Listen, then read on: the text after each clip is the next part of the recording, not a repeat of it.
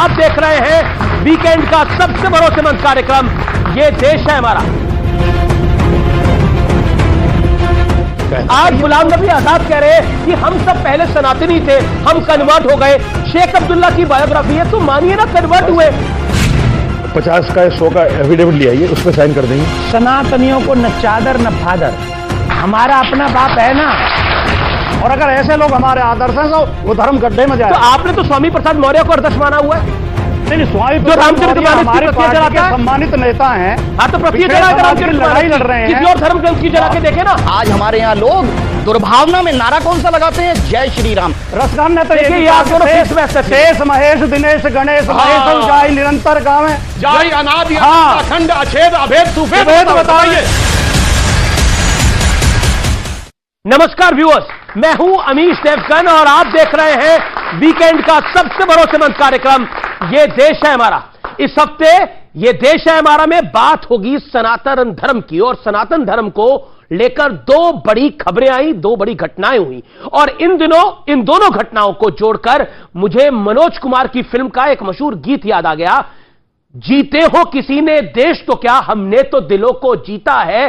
जहां राम अभी तक है नर में, नारी में अभी तक सीता है। लेकिन यह सिर्फ कोई गाना नहीं था, बल्कि यह भारत की सनातन संस्कृति की आत्मा भी है। और इस सनातन संस्कृति का रुतबा ऐसा है कि ब्रिटेन के प्रधानमंत्री ऋषि सुनक भी गर्व से खुद को हिंदू बताते हैं, राम कथा सुनने जाते हैं और जय सिया राम का जयकारा भी लगाते हैं। हालांकि यह बात कुछ सो कॉल्ड सेकुलर ब्रिगेड को बड़ी चुप सी गई है, लेकिन इसी बीच कांग्रेस के दिग्गज नेता रहे गुलाम नबी आजाद के एक बयान पर सियासी संग्राम छिड़ गया है। व्यूअर्स, गुलाम नबी आजाद ने कहा कि भारत के मुसलमान पहले हिंदू थे, लेकिन गुलाम नबी आजाद का यह बयान कुछ लोगों को इतना चुभ गया कि वो उन्हीं को बुरा भला कहने लगे और सियासत की मर्यादाएं भी तोड़ दी गई। महबूबा मुफ्ती कहती है कि अगर गुलाम नबी आजाद थोड़ा और पीछे जाएंगे तो कहीं ऐसा ना हो उनके पूर्वज बंदर निकल जाएं।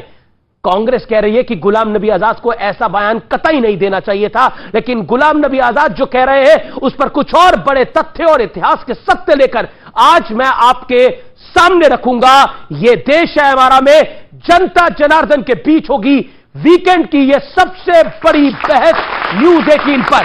यह देश है हमारा क्योंकि सनातन का सम्मान सेकुलर परेशान। जय सिया राम।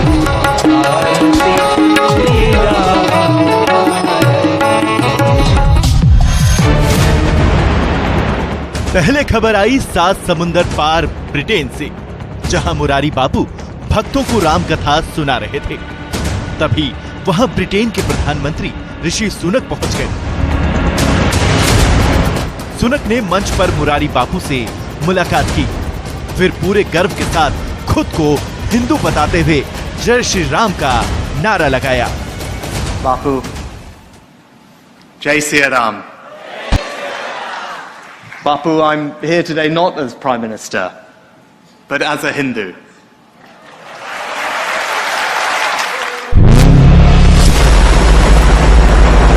फिर बयान आया कांग्रेस के पूर्व वरिष्ठ नेता गुलाम नबी आजाद का, जिसमें उन्होंने कहा कि भारत के मुसलमान पहले हिंदू ही थे। इस्लाम तो आया ही है 1500 साल पहले। हिंदू धर्म बहुत पुराना है, तो बाहर से आए होंगे 10-20। वो जब मुगलों के वक्त में उनकी फौज में थे, बाकी तो सब हिंदू से ही कन्वर्ट हुए हैं मुसलमान हिंदुस्तान। लेकिन गुलाम नबी आजाद के इस बयान पर चौतरफा संग्राम छिड़ गया। अगर वो पीछे जाना चाहते हैं तो पीछे चले जाएं, हो सकता है कोई बंदर वंदर उनको पूर्वजों में मिल जाए। बयान ऐसे बयान देना नहीं चाहिए, क्योंकि ऐसे बेकार सब बयान है। कंट्री को जब आगे ले जाने के बजाय अभी और पीछे ऐसे बयान देने से और पीछे होते। उनको जानकारी नहीं इस्लाम के बारे में, या बीजेपी से कनेक्टेड होकर चुनाव लड़ेंगे या बीजेपी में चले ही जाएंगे। कुछ लोगों को खुश करने के लिए उन्होंने इस तरह का ये बयान दिया है, ताकि वो लोग खुश हो जाएं जिनसे उनको माल मलीदा मिलने वाला है। ठीक है, पहले लोग हिंदू थे, तो अगर से लोग कन्वर्ट हो रहे हैं, मुसलमान हो रहे हैं, तो उसमें उनको या किसी को क्या दिक्कत है? उन्होंने सही कहा, अगर डीएनए टेस्ट कराया जाए किसी भी मुसलमानों को, किसी भी ईसाइयों का, तो हिंदू ही निकलेगा।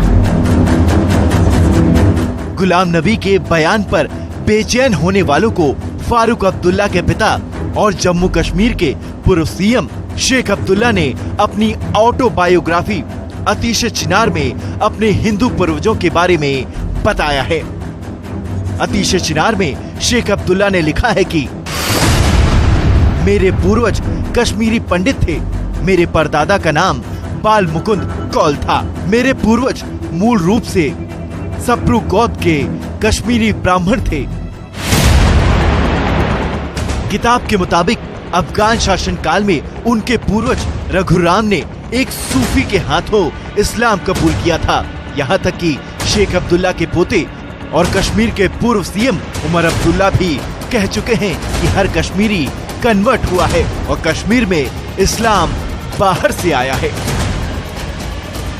लेकिन आज सबसे बड़ा सवाल है कि सत्य और तथ्य को लेकर कुछ लोग और कुछ नेता बेचैन क्यों हैं? आज इसी सवाल पर जनता के बीच होगी देश की सबसे बड़ी बहस। सनातन का सम्मान कथित सेक्युलर क्यों परेशान?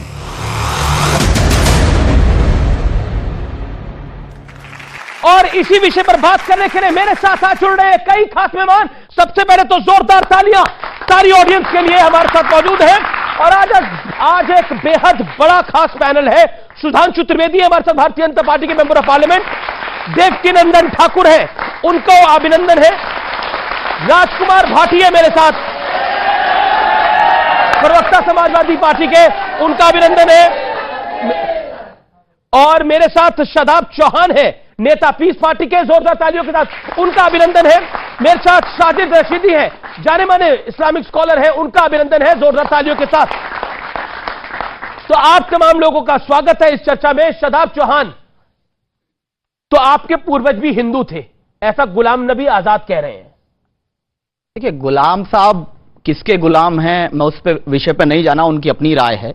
लेकिन ये कड़वा सच है जिसको हम दिल से स्वीकार करते हैं और सम्मान करते हैं कि हमारे पूर्वज ठाकुर जसवंत सिंह थे, जिन्होंने, सुन लीजिए, जिन्होंने अपनी मर्जी से घर वापसी की।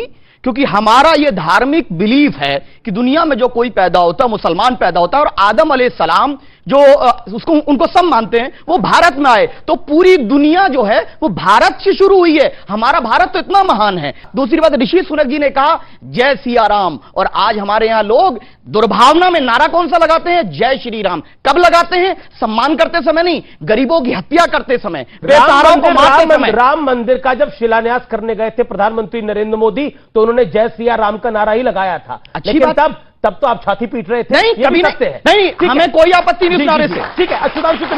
सुधांशु त्रिवेदी, गुलाम नबी आजाद ने एक बात बोली, तो मुझे लगा कि मुझे पढ़ना चाहिए कि क्या है। तो मैंने शेख अब्दुल्ला साहब की ऑटोबायोग्राफी पढ़ी। उन्होंने भी बोला है कि हमारे पूर्वज भी हिंदू ही थे। और तो और आपको बताऊं, बेनजीर भुट्टो की जो ऑटोबायोग्राफी उन्होंने लिखी थी आज से 25-30 साल पहले, डॉटर ऑफ द ईस्ट, उसमें उन्होंने लिखा है कि उनके पूर्वज राजस्थान के राठौड़ से। बहुत सारी बातें ऐसी, इसमें कहीं कोई किंतु परंतु की गुंजाइश नहीं है। मुझे लगता है कि कुछ लोग जो अपनी सियासत की दुकान, तो नफरत की दुकान और मोहब्बत की दुकान वाली, मतलब दुकानदारी तो है ना, उनकी दुकानदारी चलती रहे, इसलिए वो भारत से अलग आइडेंटिटी भारत के भिन्न भिन्न मजहब के लोगों की बनाकर रखना चाहते हैं। ये एक समस्या है। अभी इन्होंने एक बात कही थी ना, जय सिया राम, जय श्री राम, ये बहुत लोग बोलते हैं। अरे जय श्री राम का नारा कब था?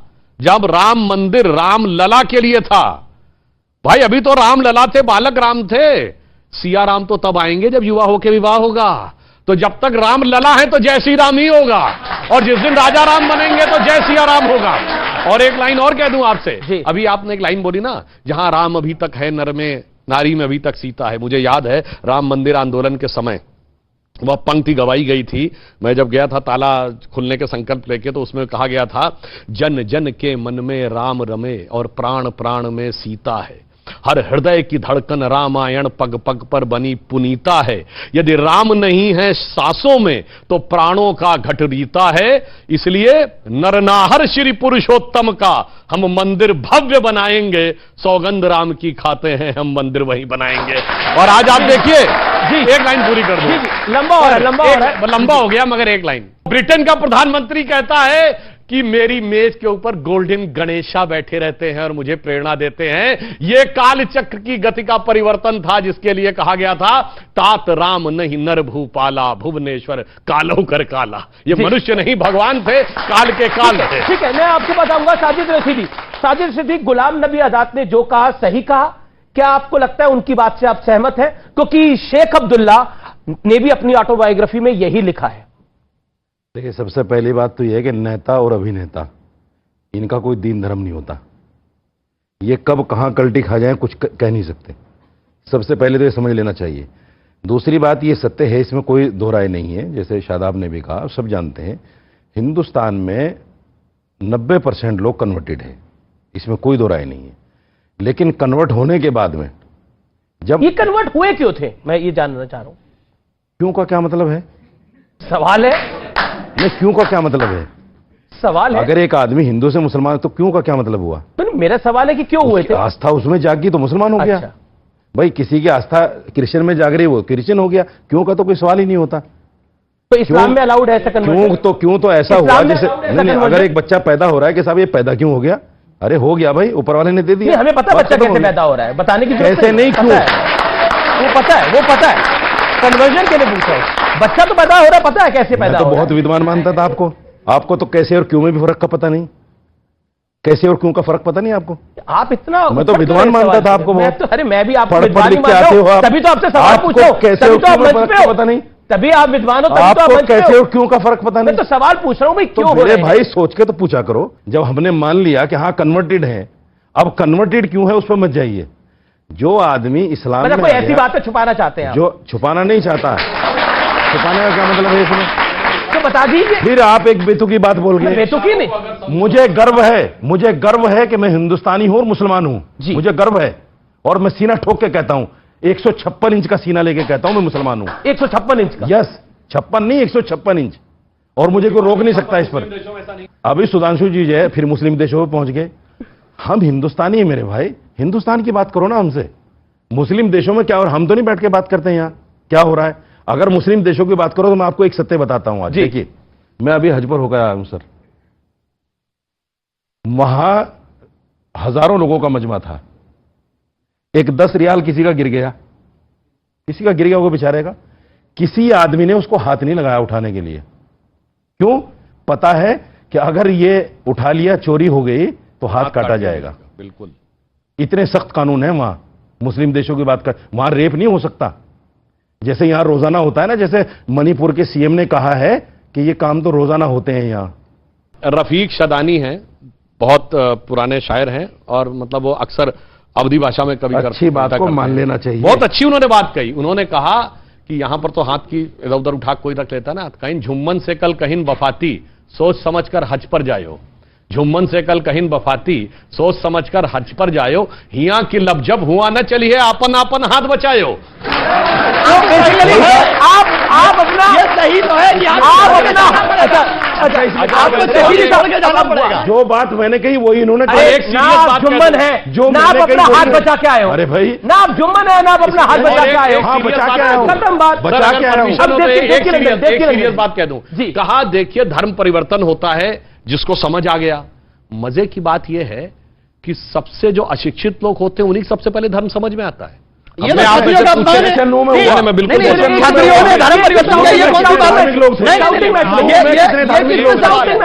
में कितने धार्मिक लोग थे? अरे भाई बताओ, मैं पूरी बात करूं उसके बाद बिट्टू बजरंगी क्या धार्मिक है? सुनिए, बिट्टू बजरंगी और आप धार्मिक है? अरे सर धार्मिक है क्या? अपने रिटर्न पे बिट्टू बजरंगी धार्मिक भाई, आप अपने मोनू मानेसर धार्मिक है? अरे भाई, आपने अपने कमाल की बात भाई। अरे नाम जाकिर नायक धार्मिक है, हाफिज सईद धार्मिक है, लश्कर तैयबा धार्मिक है, जैसे मोहम्मद साहब का नाम है, आप तक नहीं बोले। आप लेके आओ ना पकड़ के।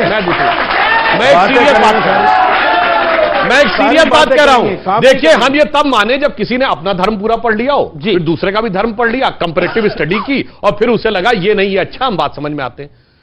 सबसे ज्यादा धर्मांतरण किसका होता है? जो सबसे गरीब होता है, जो सबसे अशिक्षित होता है। बहुत से लोग ऐसे जो निरक्षर हैं, उन्होंने कौन सा धर्म ग्रंथ पढ़ लिया और किससे तुलना कर ली और कैसे परिवर्तित हो गए? इसलिए ये लोग जो तर्क देते हैं, ये पूरा वाहियात तर्क देते हैं। मैं एकदम लॉजिक के साथ कहता हूं, इसीलिए जितने भी लोग कन्वर्जन होता है सबसे गरीब इलाकों में, सबसे अशिक्षित इलाकों में क्यों होता है? अगर पढ़ लिख के हो तो मैं मानूंगी। देवकीनंदन ठाकुर नोवन है, देवकीनंदन ठाकुर नोवन है। देवकीनंदन जी, आप जाने माने कथावाचक हैं, देश विदेश में कथाएं। तभी तो कन्वर्ट हुआ आज तक। सर मेरे निवेदन है कि देवकीनंदन ठाकुर जी, आप जाने माने कथावाचक हैं, देश विदेश में कथा पढ़ने के लिए जाते हैं। ये गुलाम नबी आजाद साहब ने जो ये बात बोली है, ये आज पता लगी है या ये पहले से ही पता थी? ये लोग तो पहले से ही जानते थे।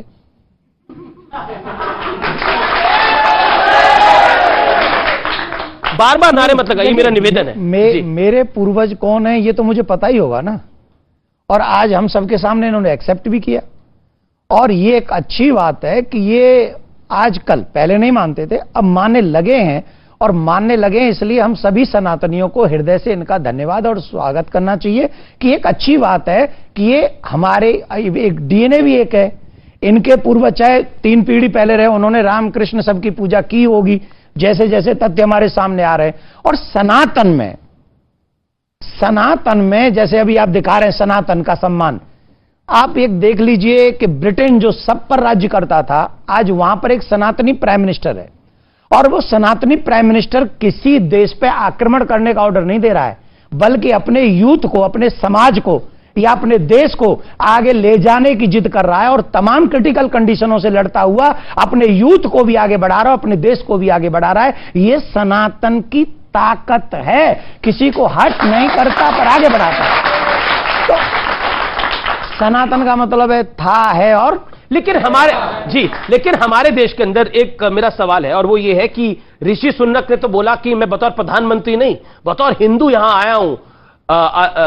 और लेकिन हमारे देश के प्रधानमंत्री अगर इस बात को बोल दें, योगी आदित्यनाथ सीएम है वो बोल दें, गृह मंत्री अमित शाह है वो बोल दें, तो तूफान खड़ा हो जाता है। ऐसा लगता है कि उनसे बड़ा कॉम्युनल कोई नहीं है। देखिए एक बात बताइए, कोई भी व्यक्ति किसी भी पोस्ट पे हो, आप हो, मैं हूं, आप हो, नेता हो, जज हो, वकील हो, पुलिस वाला हो, नेता हो, अभिनेता हो, कोई भी हो, उन सबका कोई ना कोई तो धर्म से कनेक्शन है। एक बात मैं आज आपके चैनल के माध्यम से बता रहा हूं, सब लोग सुन लें जी। जो मनुष्य जिस धर्म में पैदा हुआ है और अगर किसी पद पे बैठकर उसको वो नहीं मानता है, इसका मतलब ही है कि वो अगर उस धर्म को नहीं मानता है, इसका मतलब उस संविधान की कसम को भी नहीं मानेगा। और जो देश के जो अपने धर्म की कसम नहीं मानता, अपने संस्कारों को नहीं मानेगा, धर्म क्या सिखाता है? झूठ मत बोलो। धर्म क्या सिखाता है? चोरी मत करो। धर्म क्या सिखाता है? करप्शन मत करो। धर्म क्या सिखाता है? किसी को दुख मत दो। अगर राजनेता हो के, जज हो के, पुलिस वाला हो के, आप पत्रकार हो के, मैं कथाकार हो के इन चीजों को मानूंगा, तो इससे देश का हित होगा कि बुरा होगा? राजकुमार भाटी जी, बड़ा सवाल इस समय यह है, जो कि बहुत ज्यादा महत्वपूर्ण है, कि आप ताउम्र, मतलब ताउम्र से है कि समाजवादी पार्टी ताउम्र यही बात करती रही कि बीजेपी कॉम्युनल है, क्योंकि वो राम मंदिर को बनाने की बात करती है, क्योंकि वो अपने कार्यक्रमों में जय श्री राम के नारे लगाती है। अब तो जय सिया राम का नारा ऋषि सुनक भी लगा रहा है, और वो कहता है कि मैं पहले हिंदू हूं, बाद में प्रधानमंत्री हूं। क्या कहिएगा आप?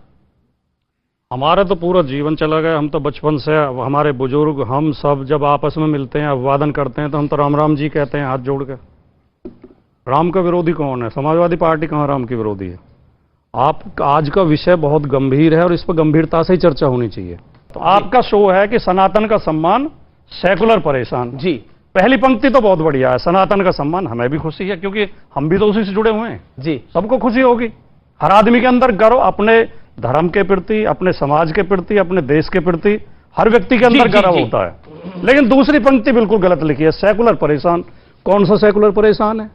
सेकुलर तो ऋषि सुनक भी है, और जो हमारे कथावाचक हैं, वो जो है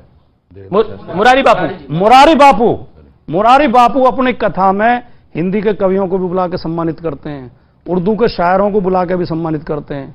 हिंदू मुसलमान का भेद ही नहीं करते। वो कबीर के पद भी सुनाते हैं, वो उर्दू शायरों की शायरी भी बीच बीच में बोलते हैं। वो खुद अपने आप में सेकुलर हैं, और ये देश सेकुलर है, देश का संविधान सेकुलर है। सेकुलर सनातन की कोई लड़ाई नहीं है। सेकुलर का मतलब है सब धर्मों का सम्मान करो जी, कानून का पालन करो, संविधान का पालन करो। जब धर्म को, रामचरितमानस का आपके नेता सम्मान ही कर रहे हैं, मैं बता दूं, सेकुलर होने के नाते उसमें बता दूं, फाड़ के जला रहे हैं। धर्म को ध्वंस की तरह यूज किया जाता है।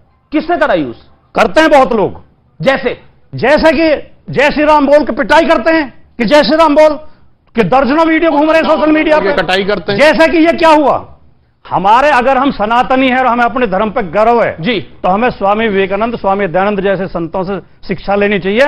हमें बिट्टू बजरंगी और मोनू कौन ले रहा है बिट्टू बजरंगी से? कौन ले रहा है प्रेरणा बिट्टू बजरंगी से?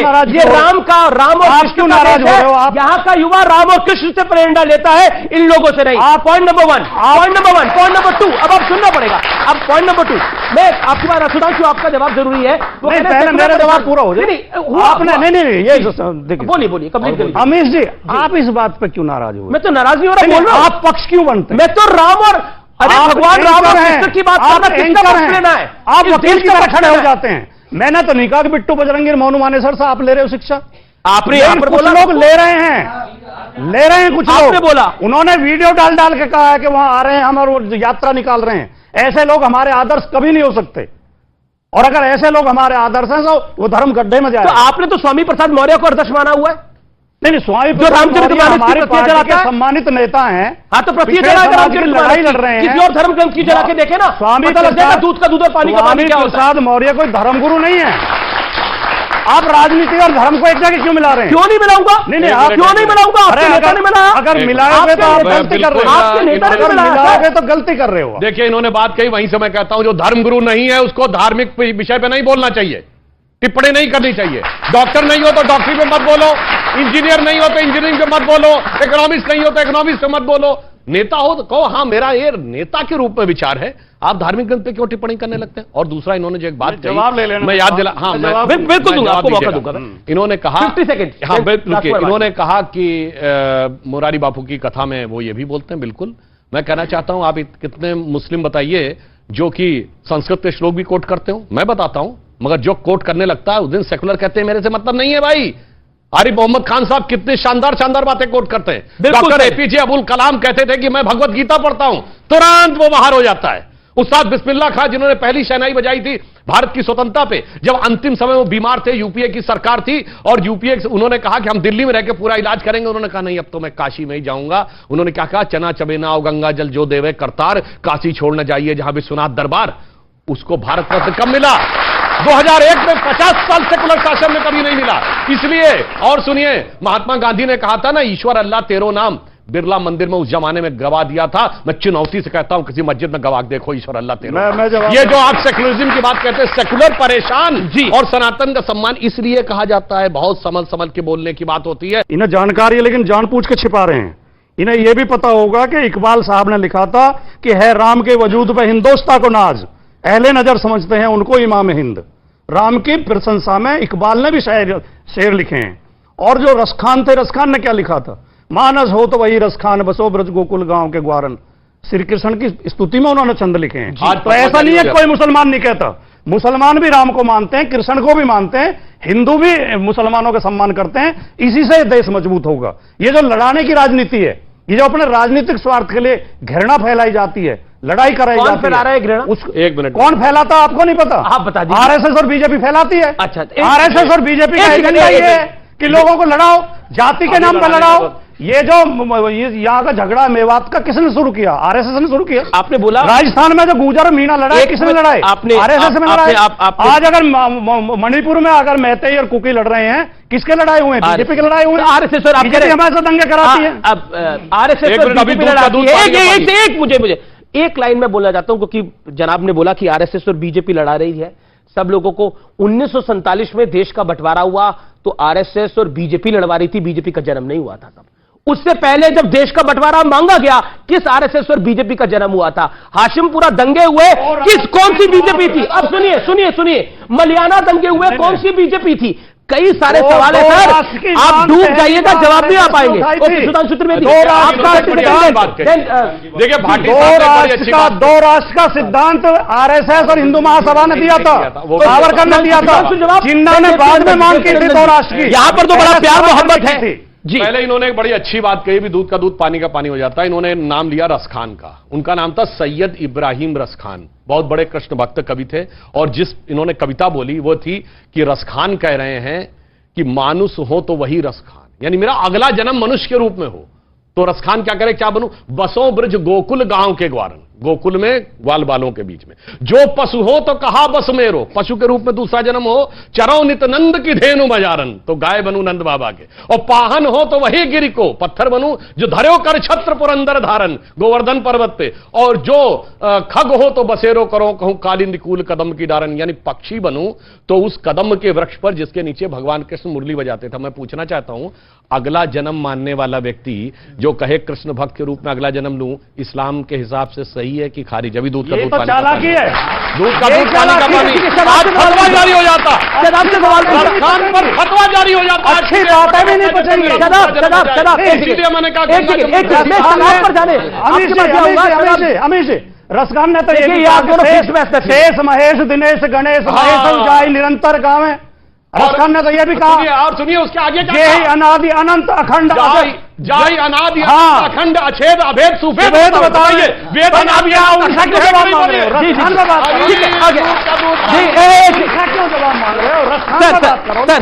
शराब चौहान, जवाब जो सुधांशु जी ने पूछा, और एक सवाल मैं अपनी तरफ से पूछ रहा हूं आपसे, क्या गुलाम नबी आजाद साहब अभी भी सेकुलर है?